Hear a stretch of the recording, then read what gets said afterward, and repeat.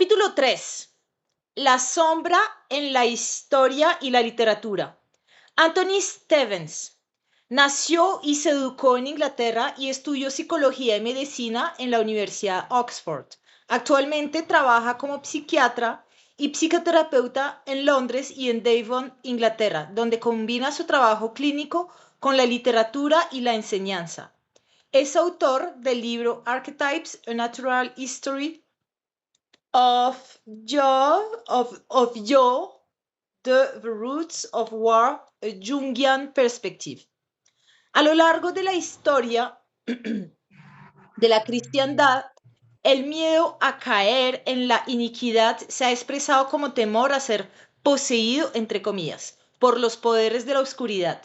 Los cuentos de vampiros y de hombres lobo, que posiblemente han acompañado a la historia de la humanidad desde tiempos ancestrales y cuya versión más reciente es del conde Drácula de Bram Stoker despertan al mismo tiempo de Bram Stoker despiertan al mismo tiempo nuestra fascinación y nuestro horror. Quizás el ejemplo más famoso de posesión no los proporciona la leyenda de Fausto, quien, hastiado de llevar una virtuosa existencia académica, termina sellando un pacto con el mismo diablo. Hasta ese momento Fausto se había consagrado a una búsqueda denodada del conocimiento que terminó conduciéndole a un desarrollo unilateral de los aspectos intelectuales de su personalidad, con la consiguiente represión y destierro al inconsciente de gran parte de su yo. Como del sucede, potencial de,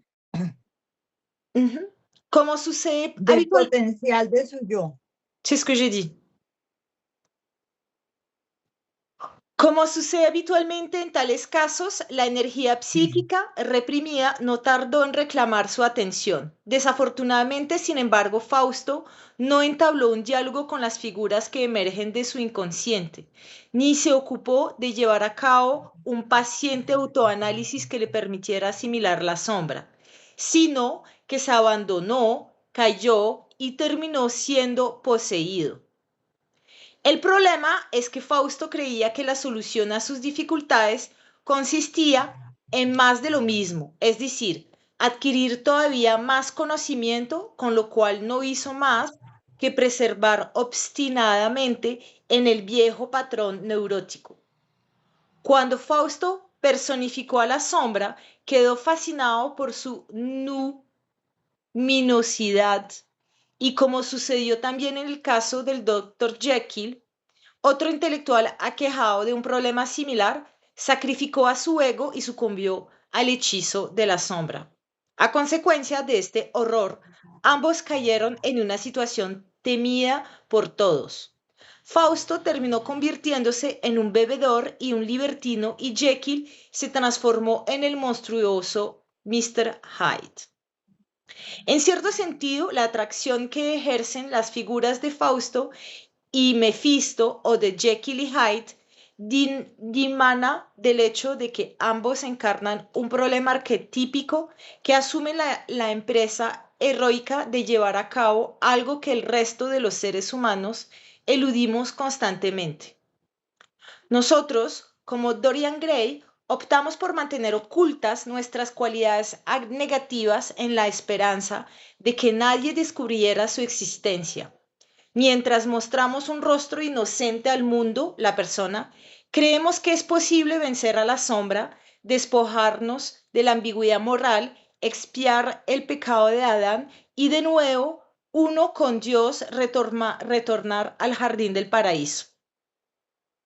Por eso inventamos utopías, eldorados o changrilas, lugares en los que la maldad es desconocida.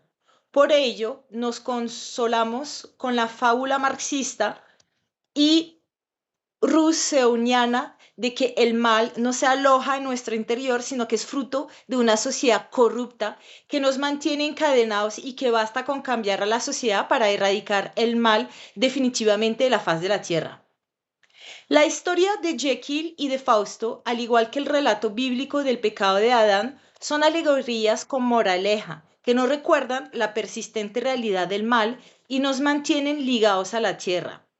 Se trata de tres versiones diferentes del mismo tema arquetípico. Un hombre, hastiado de su vida, decide ignorar las prohibiciones del superego, liberar a la sombra, encontrar el ánima, conocerla y vivir. Las tres, sin embargo, van demasiado lejos y cometen el pecado de hubris, con lo cual terminan condenándose inexorablemente a némesis. El precio del pecado es la muerte. La ansiedad que conllevan todas esas historias no es tanto el temor a ser descubiertos como a que el aspecto oscuro escape de nuestro control. Todos los relatos de ciencia ficción cuyo prototipo hay que buscarlo en el Frankenstein de Mary Shelley pretenden despertar el desasiego del lector. En El malestar de la cultura, Freud ilustra claramente su profunda comprensión de este problema. Sin embargo, la época y las circunstancias vitales que le rodearon, clase media vienesa de fines del siglo XIX, le llevaron finalmente a concluir que la tan temida maldad reprimida tanto por los hombres como por las mujeres era de naturaleza estrictamente sexual. Su sistemático análisis de este aspecto de la sombra y el simultáneo declive del poder del superego judeo-cristiano terminaron expurgando a los demonios eróticos de nuestra cultura y allanaron el camino para que muchos contenidos de la sombra pudieran integrarse en la personalidad total del ser humano sin exigir a cambio el tributo del sentimiento de culpabilidad que tanto había afligido a las generaciones anteriores. Este excepcional ejemplo colectivo ilustra claramente el valor terapéutico que Jung atribuía al proceso analítico de reconocimiento e integración de los distintos componentes de la sombra. No obstante, todavía nos resta exorcizar de la sombra un elemento tan poderoso como el deseo sexual, pero de consecuencias mucho más devastadoras, el ansia de poder y destrucción. Resulta cuanto menos sorprendente que Freud, testigo de la Primera Guerra Mundial y de la posterior emergencia del fascismo, ignorase este componente. Mucho nos tememos que su omisión fuera la consecuencia de su firme determinación de que la teoría sexual terminara convirtiéndose en el concepto fundamental del psicoanálisis. Mi querido Jung, prométame que nunca abandonará la teoría sexual. Se trata del punto central de nuestra teoría. De él debemos hacer un dogma, un baluarte inexpugnable. Anthony Storr hace la interesante sugerencia de que esta omisión también pudiera deberse al sentimiento de culpa de Freud respecto de la defección de Alfred Adler, que precisamente había abandonado el movimiento psicoanalítico debido a su convicción de que en la etiología de la psicopatología humana el instinto de poder jugaba un papel mucho más importante que el deseo sexual.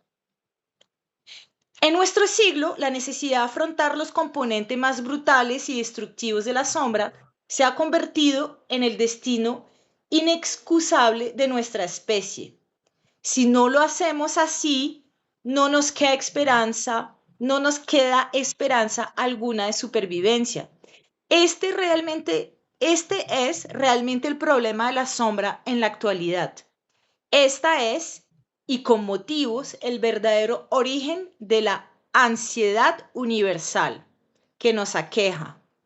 Aún estamos a tiempo de detener el apocalipsis, declara Konrad Lorenz, pero nuestra acción debe ser inmediata.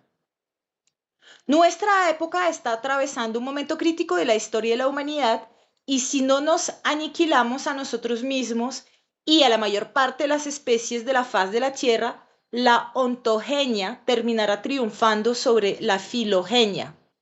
Hacer consciente la sombra se ha convertido en nuestro imperativo biológico fundamental.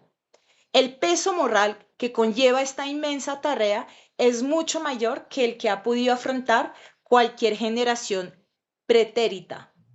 En la actualidad, el destino del planeta y de todo nuestro sistema solar, ahora sabemos que somos los únicos seres sensibles en él, se halla en nuestras manos.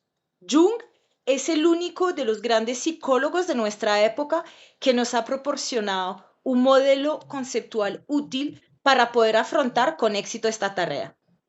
Su concepto de sombra sintetiza el trabajo de Adler y de Freud y su demostración de la tendencia del yo a actualizarse los transciende a ambos.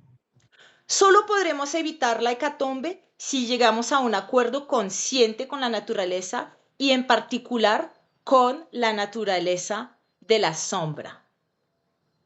Voilà.